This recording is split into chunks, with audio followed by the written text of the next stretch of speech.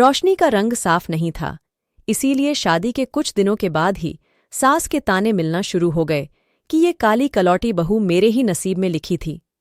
रोशनी की एक छोटी ननद भी थी, जो हर वक्त किसी न किसी बहाने से रोशनी को बुरा भला कहा करती थी। एक दिन रोशनी किचन में काम कर रही थी।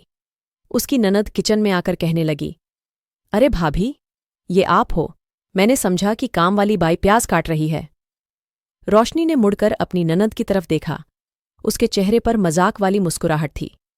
उस दिन के बाद से रोशनी ने खुद पर ध्यान देना शुरू कर दिया, ताकि कोई उसे काम वाली बाई न समझे, क्योंकि काम वाली बाई भी काली थी। लड़की चाहे गोरी हो या काली, उसे ईश्वर ही ने तो पैदा किया है, लेकिन हमारी सोसाइटी ने आज ये कानून बना रखा है कि हर काले रंग वाली लड़की बेचारी सारी उम्र दूसरे लोगों का मजाक बनती रहती हैं। एक दिन रोशनी अपनी बहन के यहाँ जाने के लिए तैयार हुई तो उसने लाल रंग का एक खूबसूरत सूट पहना, थोड़ा बहुत मेकअप भी कर लिया। वह हकीकत में देखने में फ्रेश और अच्छी लग रही थी। उसका पति घर के बाहर मोटरसाइकिल स्टार्ट किए उसका इंतजार कर रहा था। रोशनी जैसे ही अपने कमरे से बाहर निकली और सास की उस पर नजर पड़ी तो सास ने मुंह ही मुंह में उसे कोसना शुरू कर दिया। एक तो ऐसा काला रंग और फिर लाल सूट। अरे बहू, कुछ तो अपनी लाज रख लेती। जाओ और कोई हल्के रंग का सूट पहनो, ये तुम पर बिल्कुल भी अच्छा नहीं लग रहा है। ये सुनकर रोशनी का सारा आत्मविश्वास टूट गया। उसे ऐसा महसूस होने लगा कि जैसे उसके पैरों में जान ही नहीं बची है। सास के पास बैठी उसकी ननद भी अपनी माँ की हाँ में हाँ मिलाने लगी और झरीले अंदाज में कहने लगी, अरे भाभी, आप हल्के रंग का सूट पहना करें, ये भारी रंग आपके ऊपर बिल्कुल भी अच्छा नहीं लगता है। उस दिन रोशनी का दिल पूरी तरह टूट गया था। वो बाहर खड़े अपने पति से ये कहकर कमरे के अंदर चली गई कि बट मैं 5 मिनट में आती हूँ। थोड़ी देर के बाद जब वो कमरे से बाहर निकली तो उसने एक ब्राउन रंग का सूट पहन रखा था। चेहरा मेकअप से खाली था और आंखों में आंसुओं की एक लड़ी। कुछ दिनों के बाद ननद की शादी लग गई और उसने सोचा कि मैं रोशनी भाभी से अपनी सारी बुरी बातों की माफ़ी मांग लेती हूँ।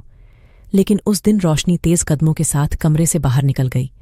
बाहर सोफे पर बैठी सास रोशनी पर बड़बड़ा रही थी कि हाय, ये काली कलूटी बहू मेरी ही किस्मत में लिखी थी। जब रिश्ता देखने गई थी तो पता नहीं कौन सा मेकअप कर लिया था इस चुड़ैल ने।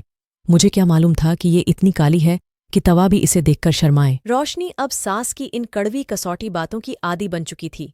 उस दिन भी जब वो किचन में खड़ी प्याज काट रही थी तो सास बराबर उस पर बड़बड़ाए जा रही थी और अपने बेटे से कह रही थी कि मैंने तुमसे पहले ही कहा था कि ये लड़की तुझे खुश नहीं रख पाएगी।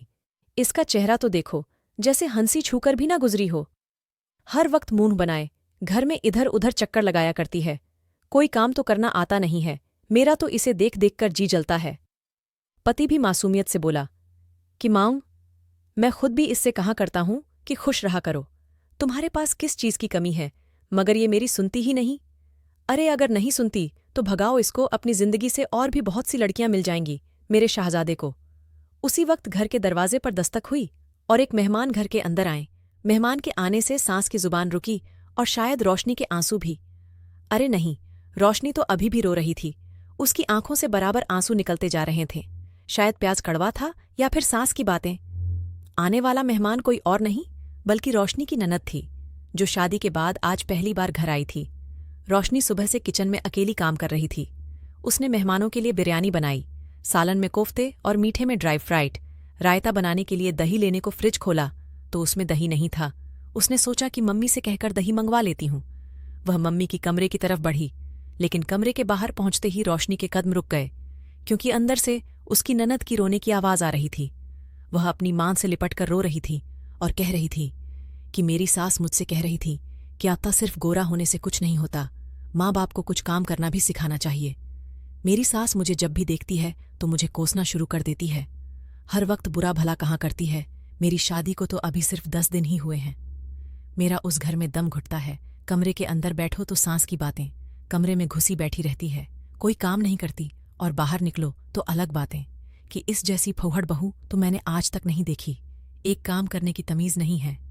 मेरी सास हर रोज मेरे पति से मेरी शिकायत लगाती है, और आज सुबह तो ऐसा हुआ कि मेरे पति ने सारे घर वालों के सामने मेरे गाल पर एक तमाचा मार दिया। कमरे के बाहर खड़ी रोशनी का दिल जैसे धड़कना भूल गया हो। वो सोच रही थी कि क्या ईश्वर की तरफ से इंसाफ इतनी जल्दी होने लगता है। ईश्वर हर बेटी का नसीब अच्छा करे।